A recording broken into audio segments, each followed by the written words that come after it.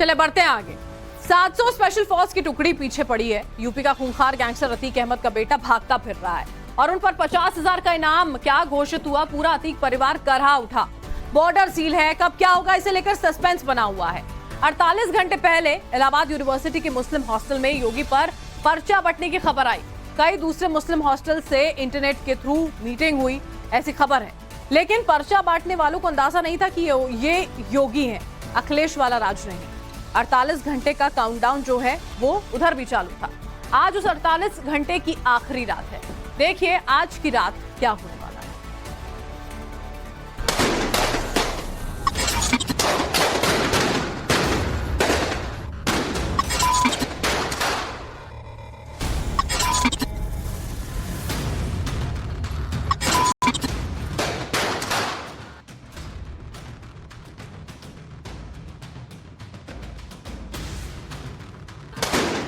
24 फरवरी को दिन दहाड़े उमेश पाल और उनके गनर की हत्या कर जिन्होंने सीएम योगी को सीधी चुनौती दी थी, सिर्फ एक एनकाउंटर के बाद उनके होश भागता है।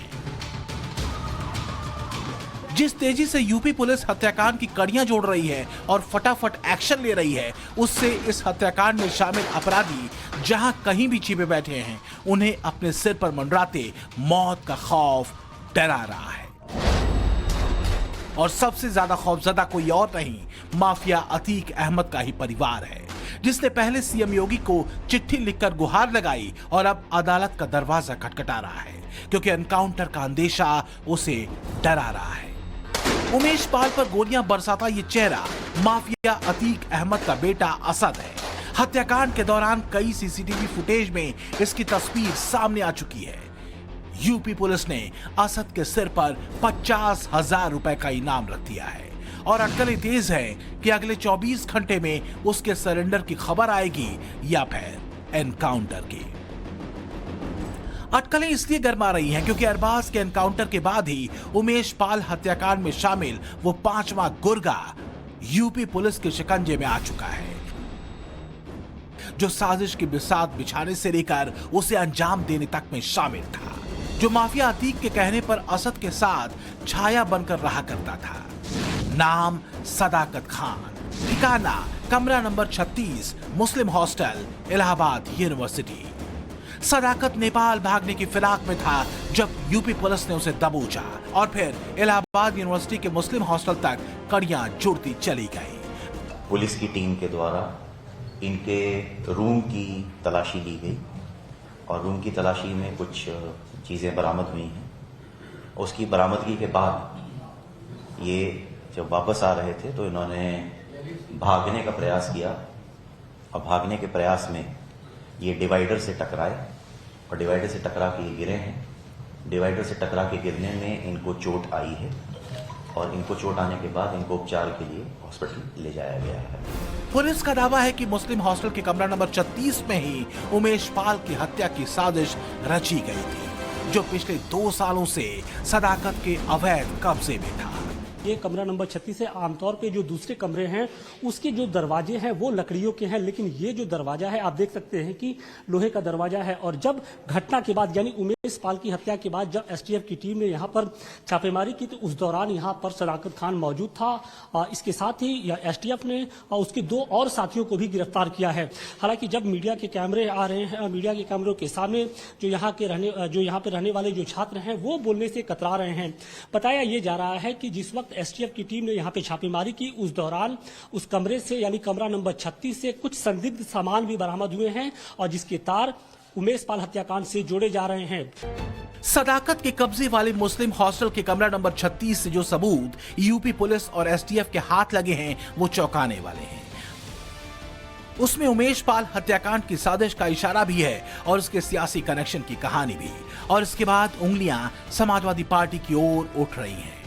बताया ये जा रहा है कि जो सदाकत खान है उसके तार समाजवादी पार्टी के भी कई बड़े जो नेता हैं उनसे जुड़े हुए हैं। उसकी एक जो तस्वीर है वो अखिलेश यादव के साथ साथ जो पूर्व यहाँ की अध्यक्ष रह चुकी है समाजवादी पार्टी से ऋचा सिंह, उनके साथ भी जुड़ी हुई है। इसके अलावा समाजवादी पार्टी के एक जो विधायक रहे हैं उनके साथ भी जो उसकी तस्वीर है वो सामने आती जा रही है। तो एक बड़ा जो रैकेट है वो धीरे धीरे बेनकाब होता जा रहा है। माफिया अतीक अहमद के बेटे असद के गुर्गे सदाकत खान के समाजवादी कनेक्शन के खुलासे के बाद बीजेपी सीधे अखिलेश को घेर रही है और समाजवादी पार्टी ये कहकर गर्दन छुड़ाना चाहती है कि सोशल मीडिया के जमाने में किसी के साथ किसी का भी फोटो हो सकता है। समाजवादी पार्टी ने ही राजनीति का अपराधीकरण किया है और अभी तो श्री उमेश पाल जी की हत्या के मुख्य साजिशकर्ता के साथ श्री अखिलेश यादव जी की फोटो आपको दिखाई दे रही है। आने वाले समय में जितने भी बड़े बड़े अपराधों के खुलासे होंगे और उन अपराधियों के साथ समाजवादी पार्टी के रिश्ते नाते जगजाहिर हो जाएंगे। तो आज ये सोशल मीडिया का जमाना है, कोई भी आता है फोटो खिंचवाता है। आपने आधी फोटो देखी, लाने वाला भी उसके अंदर फोटो के अंदर है, जिसने मिलाया वो भी फोटो के अंदर है। उमेश पाल हत्याकांड को लेकर यूपी विधानसभा में सीएम योगी ने माफिया को मिट्टी में मिलाने की कसम खाई थी तो अखिलेश बेचैन हो उठे थे।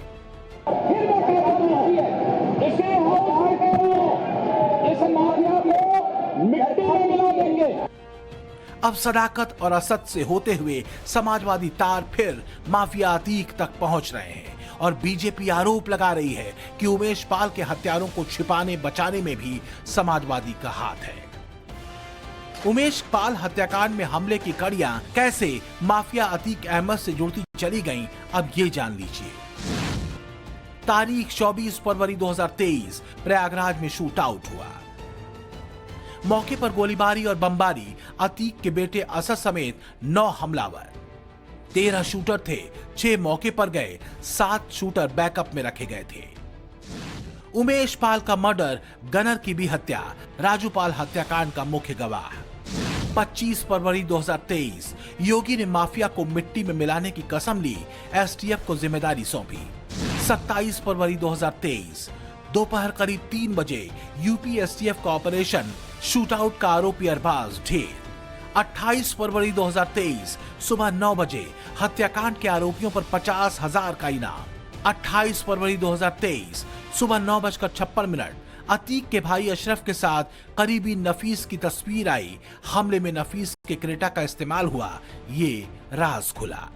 दरअसल जिस कार से हमलावर उमेश पाल को मारने पहुंचे थे, क्रेटा कार से, उस कार के मालिक का पता पुलिस ने लगा लिया है और जो मालिक है वो इस रेस्टोरेंट का संचालक है। ईट ऑन नाम का या नाम से ये रेस्टोरेंट का है और सिविल लाइन इलाके में इसका संचालन होता है और इसका जो मालिक है नफीस, वो इस कार का मालिक था जिसे पुलिस ने हिरासत में ले लिया है। बताया ये जा रहा है कि नफीस अतीक अहमद गैंग का मेन फाइनेंसर था, मतलब चाहे चुनाव लड़ना हो या फिर दूसरी जो गतिविधियां हैं वो लगातार नफीस से जुड़ी रही हैं। माफिया अतीक अहमद का फाइनेंसर नफीस इलाहाबाद में एनआरसी सीए प्रोटेस्ट के दौरान प्रदर्शनकारियों में बिरयानी बांटकर चर्चा में आया था। माफिया अतीक अहमद और उसके भाई अशरफ के साथ उसकी तस्वीरें तब भी सुर्खियां बनी थी। 2020 में इसके रेस्टोरेंट पर भी बुलडोजर चला था जो अतीक अहमद के कब्जे वाली जमीन पर बना था। पुलिस जांच में यह बात भी सामने आई है कि नफीस ने वारदात से कुछ दिन पहले अपनी कार जिस मुस्लिम महिला रुखसार के नाम पर ट्रांसफर की थी, वो भी उमेश पाल की हत्या के बाद से फरार है। यूपी पुलिस के मुताबिक उमेश पाल की हत्या की साजिश को इस तरह बुनने की कोशिश की गई ताकि इसे अदालत में उलझाया जा सके, लेकिन सीसीटीवी में कैद हत्यारों के चेहरों ने इस पर पानी फेर दिया। इधर यूपी पुलिस के शिकंजे में आए 5वें आरोपी सदाकत ने ये बात उगल दी कि हत्या की साजिश में अहम रोल अहमदाबाद के साबरमती जेल में बंद अतीक अहमद और उसके भाई अशरफ का था। अशरफ बरेली जेल में बंद है। जेल से ही दोनों व्हाट्सएप कॉल के जरिए अपने गुर्गों से जुड़ते थे। दिलचस्प ये है कि इस खुलासे से पहले ही अतीक अहमद की बीवी शाइस्ता परवीन ने सीएम योगी आदित्यनाथ को एक चिट्ठी लिखकर आरोप लगाया कि प्रयागराज पुलिस कमिश्नर रमेश शर्मा और एडीजी एसटीएफ अमिताभ यश ने मेरे पति अतीक अहमद और अतीक के छोटे भाई अशरफ की हत्या की सुपारी ले रखी है। तो उधर समाजवादी पार्टी ने इस पर तुष्टीकरण की सियासत शुरू कर दी है। ठीक है भाई, झगड़े तो मुल्क में कहीं ना कहीं होते रहते, लेकिन इस किस्म के झगड़े के उनको गोली मार दी गई, किसी का कर दिया गया, ये क्यों हो रहा है? गवर्नमेंट क्या कर रही है? पुलिस अपनी मर्जी से न कोई हिफाजत करती है न कुछ करती है, बल्कि पैसे कमा रही है पुलिस भी। सीएम योगी अगले 24 घंटे में बड़े एक्शन की तैयारी में हैं। इसका इशारा प्रयागराज डेवलपमेंट अथॉरिटी को यूपी पुलिस की ओर से सौंपा गया एक लिस्ट दे रही है, जिसमें उमेश पाल हत्याकांड के आरोपियों और माफिया अतीक अहमद के उन गुर्गों के नाम हैं जो वारदात के बाद से फरार हैं। जिसको सपा और बसपा और इनका संरक्षण मिला हुआ है, ये वही अपराधी हैं। तो अभी शायद कुछ अपराधियों को इन्होंने छुपा कर रखा हुआ था।